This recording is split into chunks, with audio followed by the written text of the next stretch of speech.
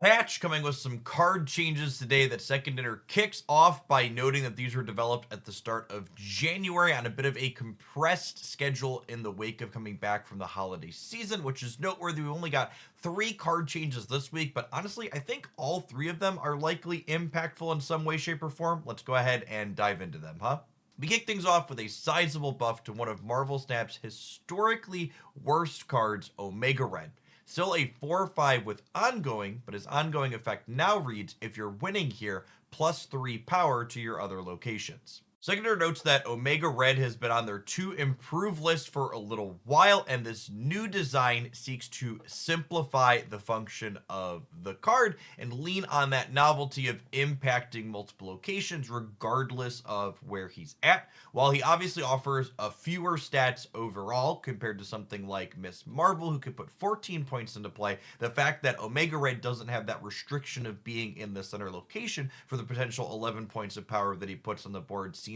like a very reasonable upside. This new design honestly seems quite good. While it's obviously going to create some tension similar to something like Baxter Building, if you deploy this card at the end of the game especially, it could be a surprise when your opponent is giving up a location that you now play this out into, and now it impacts everything across the board. As always, this is a 4 energy card, and in Marvel Snap, 4 energy cards rarely get paid at sticker value. This card can be played for 3 with Zabu Rosera, or 2 if they're both in play, giving you a really big swing at the end of the game that your opponent might not likely be ready to be prepared for. Up next, we have another buff to a card that's basically always floundered and never found any true success in the game since its release, and that's Helicarrier. Still a 6/10, Helicarrier will now fill your hand with random cards as opposed to creating just 3 of them when you discard it.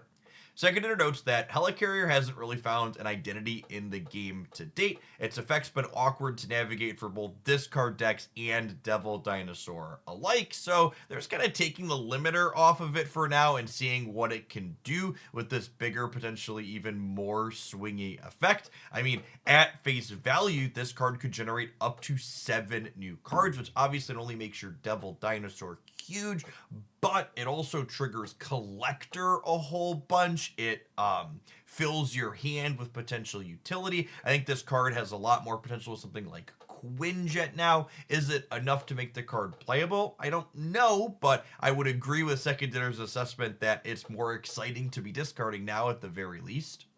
Our final change today is one that hits a card that's near and dear to my heart, and Second Dinner says they think it is a side grade, but I'm skeptical that it's not just mostly a nerf. So Beast is going from a 3/4, who returns your cards at his location to your hand, giving them -1 cost, back down to his original 2/2 stat line, but his on reveal will now only make those cards retain their cost reduction for the following turn. Schigener justifies this change by noting that Beast has been a design constraint for them for some time, as it strengthens all 1 cost cards in a couple different ways. Obviously, it makes things that have on-reveal effects such as Nico Minaru a lot more powerful, and it also synergizes with things like Falcon that allow you to get value out of its cost reduction multiple times over the course of the game. I also don't think it's a coincidence that this Beast change is coming hot on the heels of Black Swan releasing as our season pass card, because one of the curves that I personally was most interested in executing with Black Swan was Black Swan on 3 or 4, play out a bunch of 1-drops for free, beast those 1-drops back to my hand, and then have them remain free for the rest of the game, which is now only going to be a temporary modifier for the following turn. Segnator goes on to say that moving forward, they expect to look at temporary cost reductions a little more often to create some exciting gameplay that allows you to cheat on energy while also reducing the risk of the turn 6 flood the board decks that we see focused around permanent cost reducers like Zabu and Sarah.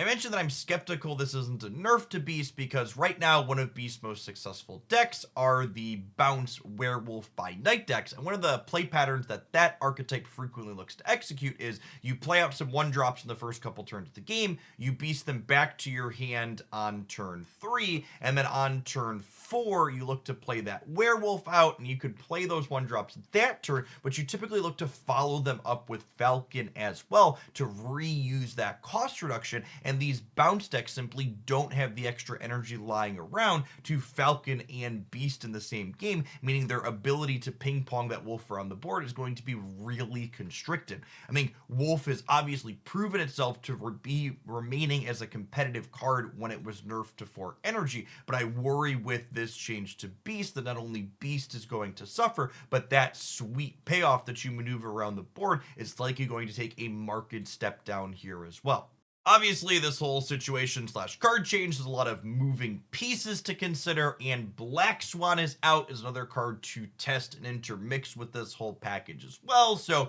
maybe Black Swan's enough of a pickup that Werewolf is still going to remain competitive in these styles of shell. It's really something I'm going to be working to figure out because I love these bounce decks and Beast especially as a card. As always, I'd love to know your take on these changes in the comments section down below. While I personally am a little bit sad about the Beast change, I do love the fact that both Omega Red and Helicarrier are previously unplayable Marvel Snap cards that are getting some potentially wonderful glow-ups. If you enjoyed my musings on this topic, be sure to snap that like button, and hopefully we'll see you back again real soon for some sweet deck highlights here on the channel testing this new stuff out.